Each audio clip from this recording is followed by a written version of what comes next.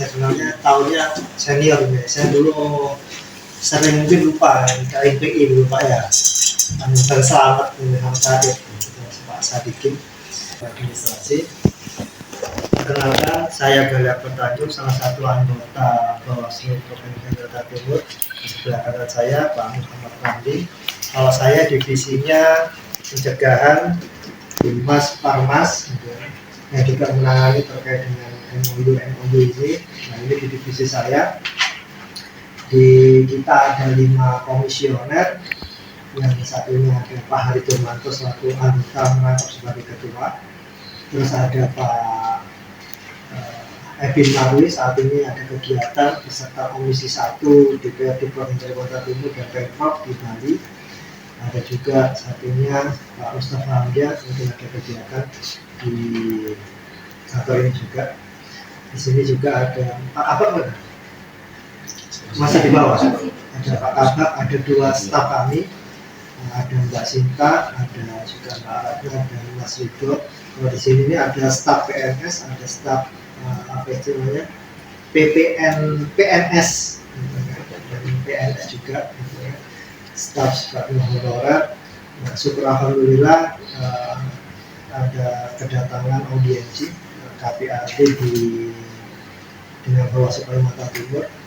Nah, sebetulnya ada beberapa hal strategis yang nantinya perlu menjadi pembahasan kita bersama.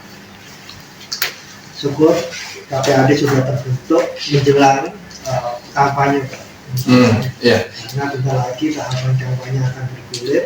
Tentunya ada beberapa hal krusial yang menjadi konsentrasi KPAD dan konsentrasi Bawaslu dan Bawaslu Kabupaten Kota serta pengawas di jajaran etno kita terkait dengan kegiatan kampanye yang melibatkan anak. Sebetulnya secara eksplisit di Undang-Undang Kepemiluan tidak diatur sanksi terkait dengan pelibatan anak di bawah umur. Sebetulnya ada klausul yang membunyikan kampanye itu dilarang melibatkan orang yang tidak memiliki hak pilih. Nah, anak-anak ini kan orang yang tidak memiliki hak pilih, itu dilarang dilibatkan dalam kegiatan kampanye.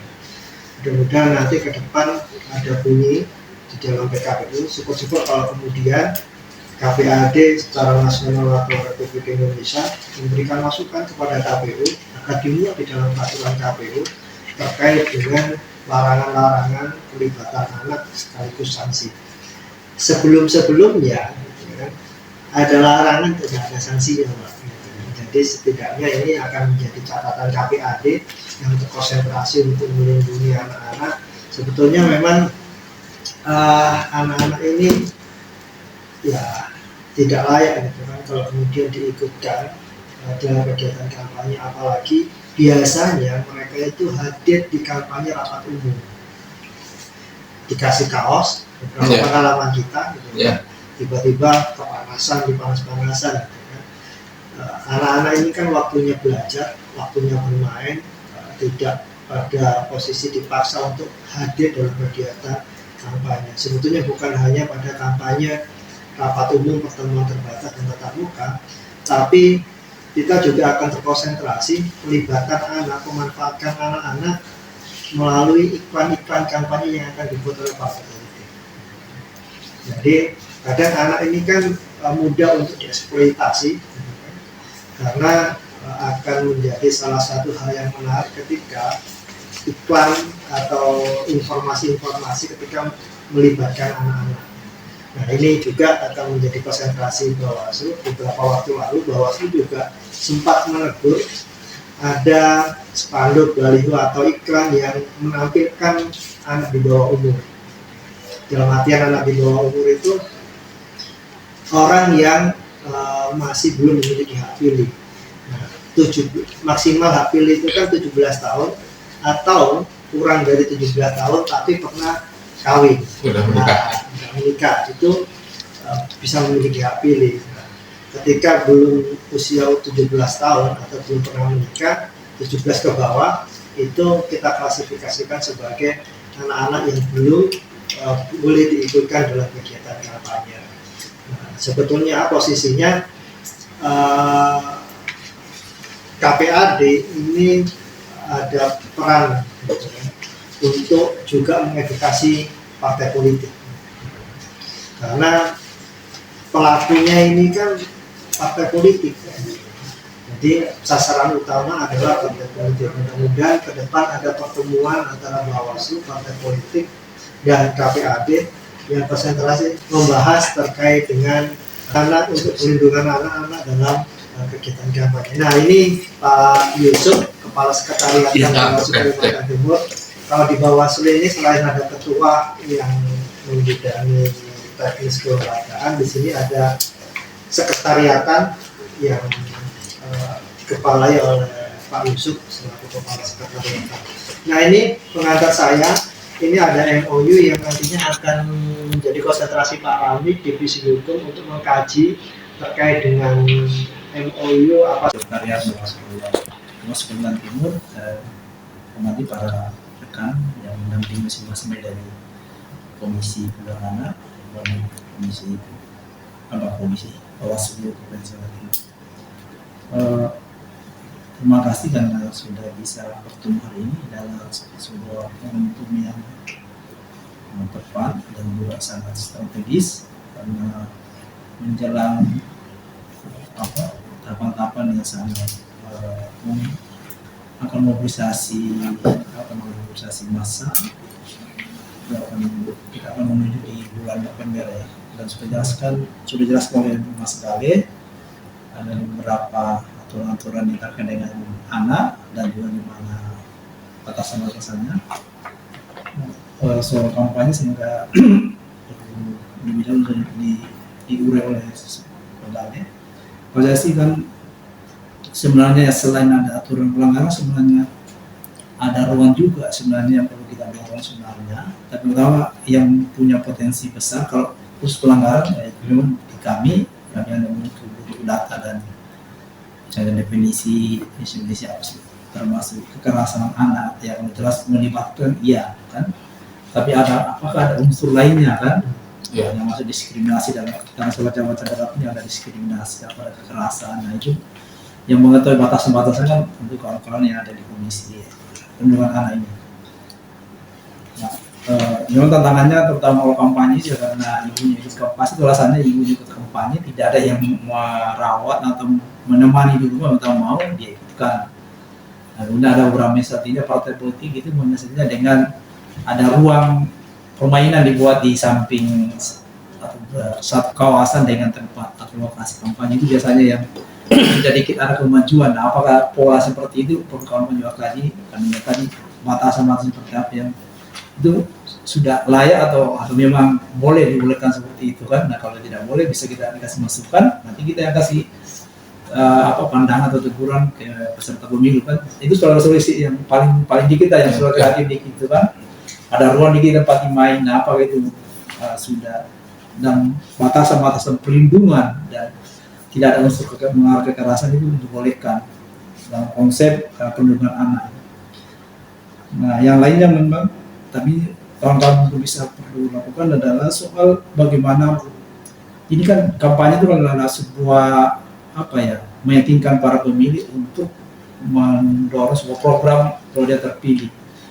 Nah, kalau ada hal sebenarnya kita nggak tahu bagaimana tingkat perhatian pemerintah daerah maupun para anggota legislatur itu untuk soal perlindungan anak ini. Nah, ini sebenarnya momentum untuk dimanfaatkan buat pertanyaan kepada kandidat atau peserta pemilu, apa program khusus anak atau perlindungan anak ini? Nah, hanya selain misalnya pendidikan wajib 12 tahun kan, itu menurut anak, tapi itu yang sudah tertera di undang-undang maupun beberapa komitmen yang sudah dilakukan tinggal, tapi apa hal lainnya, misalnya soal sarana kesehatannya, sarana pendidikan khusus misalnya yang TK, apakah perlakuan sama dengan negeri yang TK, dan lebih lagi pada anak yang berkebutuhan khusus. Nah, itu gimana proses komitmen dari para kandidat. Sebenarnya ini ruang untuk itu kan, selain tadi ada upaya perlindungan, tapi kan perlindungan itu kan tidak semata dengan bahwa tidak ada kekerasan, tidak ada diskriminasi, tapi kan tetap bagian dari bagaimana dari literasi untuk menguatkan mereka sehingga mereka mendapatkan porsi yang selayaknya kan sebagai seorang anak bangsa ini, apalagi kita tahu daerah-daerah industri yang sangat berkontribusi pada negara itu memberikan pendapatan negara cukup tinggi, tapi wilayah sekitarnya itu tidak terlalu diperhatikan oleh apakah negara atau mungkin perusahaan-perusahaan asing. Nah, gimana perimbangannya itu? Apakah ada upaya program yang dibangun komitmen oleh ini? Nah, kalau itu mungkin lebih pada ini, pendidikannya ya. Karena perundungan sangat tahu, tapi apakah mana perundungan itu hanya para korban supaya tidak terjadi diskriminasi dan kekerasan, tidak ada upaya penguatannya atau pemberdayaannya ya, konsep pemberdayaan gimana.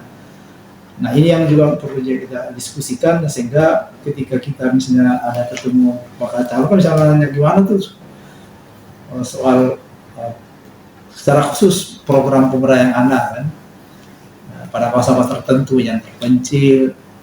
Ya kalau di kota mungkin mudah dipantau kan dengan sama proses yang lumayan efektif dan mobilisasi yang cukup lancar ya, sehingga sarannya ya otomatis juga tertunjang kan sini ya, sarana pendidikannya, sarana otomatis kalau pendidikannya bagus kan itu secara tidak langsung berlangsung terhadap atau perhatiannya bagus kan berlangsung pada pelindung, otomatis akan terlindungi sendirinya kan. Nah itu yang saya tambahkan. Dan kita butuh informasi soal itu, bagaimana konsep perlindungan seperti diskriminasi itu dan kekerasan dan apakah memang perlu kita dorong juga bersama soal komitmen para kandidat. Kalau kita ada kesempatan menguasai berdialog dengan para kandidat yang bisa kita selipkan. Itu yang saya sampaikan, dan sekali terima kasih karena sudah bersedia datang dan langsung menawarkan sebuah konsep ini. Sebenarnya salah satu yang memang dibutuhkan semua pihak atau semua elemen masyarakat itu bisa terlibat, atau bukan unsur lembaga-lembaga lainnya yang sama-sama kita dibentuk berdasarkan undang-undang itu saling mendukung suksesnya pemilu ini. Karena semakin banyak pihak yang terlibat, kita yakin akan semakin kualitas pemilu akan bisa kita raih dengan baik atau sinerginya para penyelenggara itu sebenarnya, dan tentu dalam posisi kita jujur dan adil itu. Karena kalau hanya mengharapkan Bawaslu itu pasti dengan keterbatasan segala keterbatasan personilnya iya, anggarannya iya, sarana peralatan iya. Nah, dengan ada kerjasama seperti ini itu akan sangat membantu Bawaslu untuk ini kan ya salah satu masalah juga ya tidak bisa ditemukan soal persoalan anak ini, terutama yang sering dijelaskan oleh Pak Lali. Sekali saya mewakili rekan bina lainnya, terima kasih banyak atas kehadirannya untuk kita bersama-sama membangun kerjasama ini. Kembali. Oke, terima kasih Pak Ramli. Persilakan Pak Sumadi untuk memperkenalkan kawan-kawan dari KPAD sekaligus program dan rencananya seperti apa ini. Terima kasih. Assalamualaikum warahmatullahi wabarakatuh. Assalamualaikum. Ya, sekali lagi terima kasih pada Pak Galih ya. Ya, pada Pak Galih, kemudian pada Pak Ramli dan juga Pak Yusuf ya, yang sudah berkenan menerima bersama dengan staf yang lainnya ya.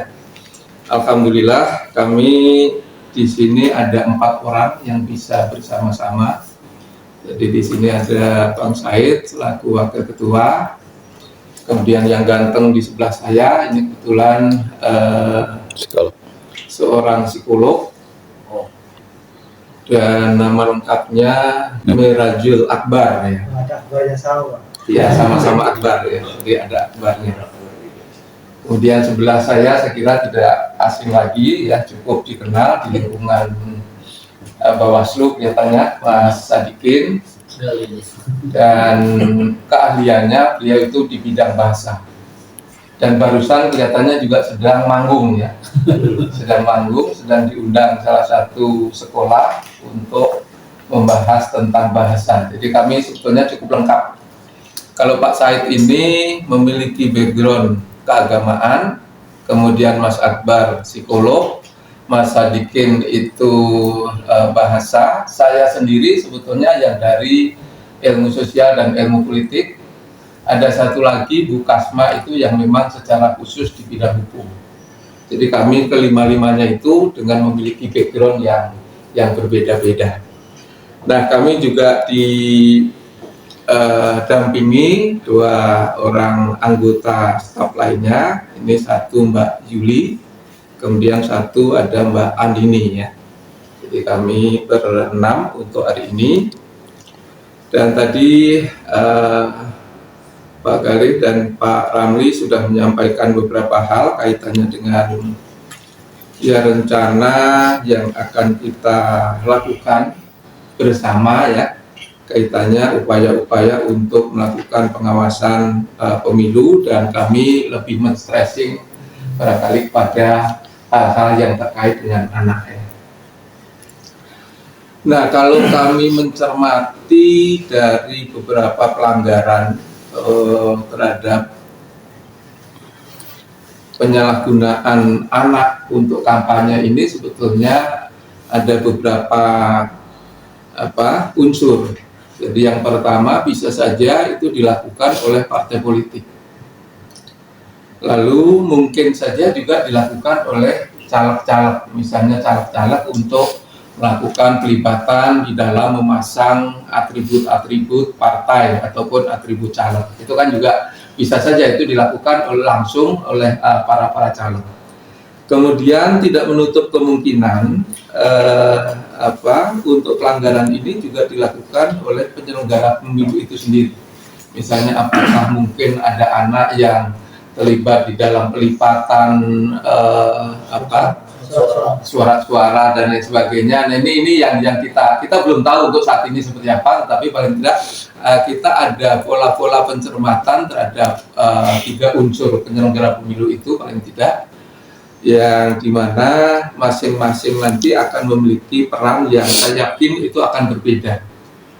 Saya kemarin mendapatkan uploadan ada seorang anak, mungkin sekitar anak-anak SMP lah ya, SMP, SMA awal misalnya kelas 1, kelas 2 gitu.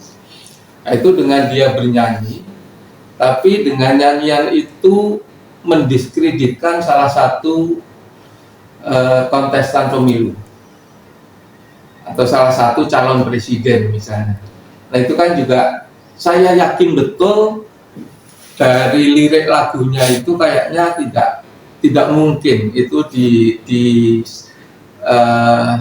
dikarang dan didesain oleh anak itu sendiri. Pasti ada pihak-pihak yang ada di belakangnya. Nah, ini saya kira satu contoh saja bahwa memang untuk pelanggaran anak ini memang cukup banyak, sehingga ketika nanti kami berdampingan dengan bapak-bapak atau teman-teman yang ada di pengawas pemilu, ya harapan kami itu paling tidak hal-hal yang misalnya kita temukan nanti bisa kita saling komunikasikan. Nanti untuk peran-peran daripada pengawas ini akan seperti apa?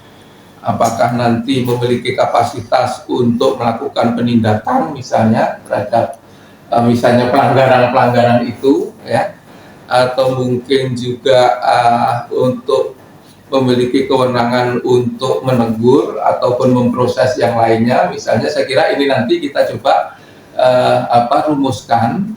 Tentunya kita akan kembalikan kepada kewenangan yang ada pada kita semua ya. Jadi apakah penindakan itu misalnya harus dilakukan oleh kepolisian atau oleh yang lain, nanti ranah dari lembaga pengawas pemilu nanti seperti apa. Saya kira ini yang nanti mudah-mudahan akan bisa kita diskusikan.